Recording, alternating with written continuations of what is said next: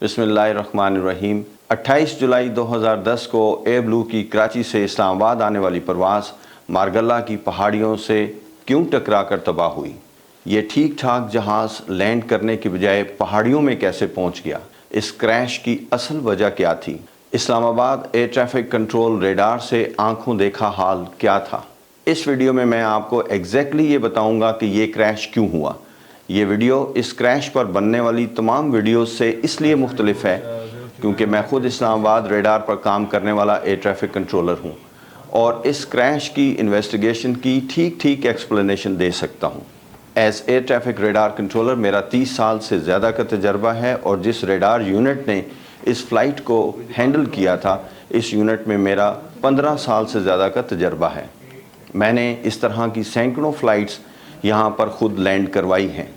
28 जुलाई 2010 को air blue की परवाज़ 202 Airbus 321 जो कि कराची से इस्लामाबाद आ रही थी, जिसमें 152 अफराद सवार थे, इस्लामाबाद के करीब मारगल्ला की पहाड़ियों में क्रैश कर गई।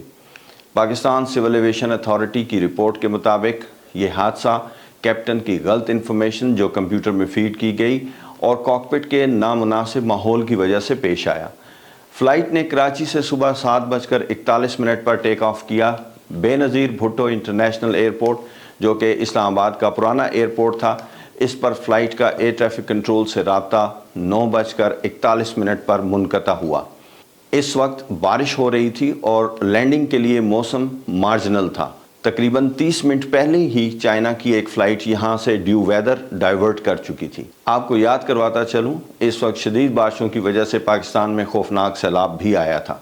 इस्लामाबाद पुराने एयरपोर्ट पर एक रनवे है, इसकी डायरेक्शन 30 और दूसरी तरफ से 12 है।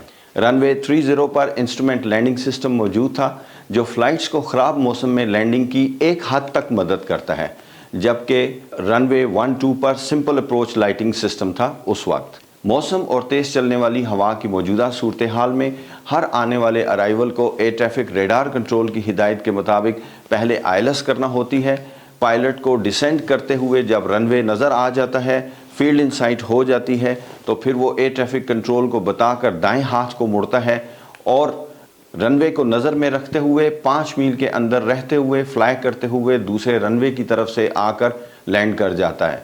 इस तरह के ख़राब मौसम में ILS के ज़रिए लैंड करने की सबसे अहम इंफॉर्मेशन रनवे का नज़र आ जाना है, क्योंकि इस जगह जब जहाज़ बहुत अच्छा खासा नीचे आ चुका होता है, अगर तो रनवे नज़र आ जाए तो जहाज़ लैंडिंग के लिए कंटिन्यू करेगा, वरना वो लैंडिंग कैंसिल करके एक दूसरा मिस्ड अप्रोच प्रोसीजर शुरू करेगा और दोबारा बुलंदी की तरफ क्लाइम कर जाएगा। इन्वेस्टिगेशन के मुताबिक एयर ब्लू 202 ने ILS पर डिसेंड करते हुए एक वक्त पर रनवे नज़र आने की रिपोर्ट एयर ट्रैफिक कंट्रोल को दी। इसके बाद जहाज़ ने प्रोसीजर के मुताबिक दाएं हाथ को टर्न किया और 5 मील के अंदर रहते हुए फ्लाई करना शुरू कर दिया। इस वक्त पायलट को अपने उल्टे हाथ पर रनवे को अपनी नज़र में रखना था और फिर फ्लाई करते हुए दूसरी तरफ से रनवे 12 की तरफ से आकर लैंड कर जाना था।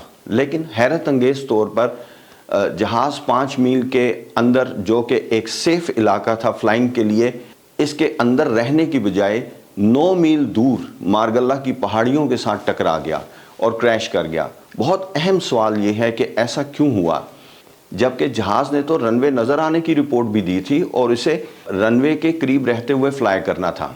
ये वो अहम तरीन सवाल था जिसका जवाब इन्वेस्टिगेशन में ढूंढने की कोशिश की गई। इसका जवाब एक ही तरीके से मिल सकता था और वो ये था कि एयरक्राफ्ट का ब्लैक बॉक्स मिल जाए जिसमें कॉकपिट के अंदर होने वाली तमाम गुफ्तगू रिकॉर्डेड थी। क्रैश साइट की सर्च के दौरान जब ब्लैक बॉक्स मिल गया तो उसे फ्रांस भेज दिया गया ताकि इसको डिकोड किया जा सके और कॉकपिट में होने वाली गुफ्तगू सुनी जा सके, ताकि इस क्रैश की असल वजह का पता चले। जब ब्लैक बॉक्स को डिकोड कर लिया गया तो हैरत अंगेज़ बातें पता चलीं।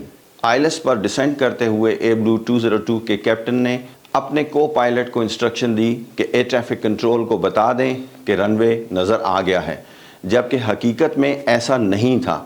उस वक्त वो बहुत तेज़ बारिश और कम विजिबिलिटी में फ्लाई कर रहा था।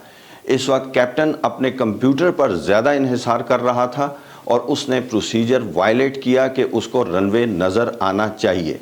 اور اس نے ایک ایسا پروسیجر کمپیوٹر میں فیڈ کیا جس نے اسے اس راستے پر آٹومیٹیکلی فلائی کرانا تھا جہاں اگر اسے رن وے نظر آ جاتا اور ویزیبلٹی ٹھیک ہو جاتی تو اس نے فلائی کرنا تھا۔ آج بدقسمتی سے اس کا کمپیوٹر میں فیڈ کیا ہوا وے پوائنٹس کا ڈیٹا غلط تھا اور جہاز ایک خاص جگہ سے ایئرپورٹ کی طرف واپس مڑنے کی بجائے سیدھا فلائی کرتا رہا اور 9 میل پر مارگلہ کی پہاڑیوں میں پہنچ گیا۔ اس دوران ایئر ٹریفک ریڈار کنٹرول نے پائلٹ کو بار بار بتایا کہ وہ غلط ڈائریکشن میں جا رہا ہے، لیکن کیپٹن نے اوور کانفیڈنٹ ہونے کی وجہ سے اس کریٹیکل انفارمیشن کو اگنور کیا۔ اس دوران کو پائلٹ بار بار کیپٹن کو کہتا رہا کہ ہم غلط کر رہے ہیں، غلط سمت میں جا رہے ہیں، لیکن کیپٹن نے اس کی ایک نہ سنی۔ آخرکار جب کاکپٹ کے اندر کمپیوٹر نے یہ وارننگ دی کہ سامنے پہاڑ ہے اور جہاز کو فوراً موڑیں اور کلائمب بھی کریں تو بہت دیر ہو چکی تھی۔ کیپٹن نے جہاز کو آٹو پائلٹ سے ہٹا کر مینول کلائمب کرنا چاہا تو یہ نہ ہو سکا۔ یہاں پر اس پینک سچویشن میں کیپٹن سے اور بھی غلطیاں ہوئیں۔ جہاز ایک ایسی خطرناک جگہ پر پہنچ چکا تھا جہاں سے اس کا مڑنا ممکن نہیں تھا اور وہ پہاڑ کی چوٹی کے ساتھ ٹکرا گیا۔ اگر کیپٹن پروسیجرز کو فلائی کرتا اور رن وے نظر نہ آنے کی صورت میں لینڈنگ کینسل کر دیتا اور مسڈ اپروچ کرتا تو یہ حادثہ نہ ہوتا۔ ایویشن میں حادثات صرف اسی وقت ہوتے ہیں جب پروسیجرز وائلیٹ ہوتے ہیں۔ یہ دن ایئر ٹریفک کنٹرول کے لیے ایک انتہائی صدمے کا دن تھا جب ہم نے اپنی نظروں کے سامنے ایک ٹھیک ٹھاک جہاز کو مارگلہ کی پہاڑیوں میں کریش ہوتے ہوئے دیکھا۔ ابھی تو یہ جہاز ہمارے ہاتھ میں تھا اور بول رہا تھا اور چند لمحے بعد یہ جہاز کریش کر گیا۔ میرے اس چینل پر آپ کو دنیا بھر میں اڑنے والی commercial flights, airports, air traffic control کے بارے میں انتہائی انفارمیٹیو اور دلچسپ ویڈیوز دیکھنے کو ملیں گی۔ اس چینل کی ویڈیوز اور کمیونٹی ٹیب کے ذریعے آپ مجھ سے کوئی بھی سوال کر سکتے ہیں جو آپ کے ذہن میں آئے۔